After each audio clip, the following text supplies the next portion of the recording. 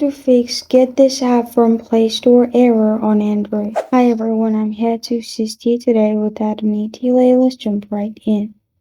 First, open Play Store on your device. Here, search for the specific app you're having issue with.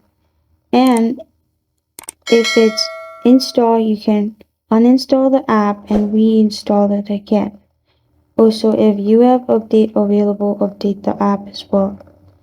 If you're still having the issue, click on the profile at the top right corner of your screen. Here, click on Manage Apps and Device. Then click on Update All.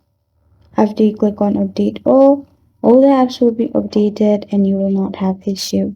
Last thing what you can do is open Settings and click on Apps and Notifications. In Apps and Notifications, select Google Play Store. Then click on Storage and Cache and click on Clear Cache.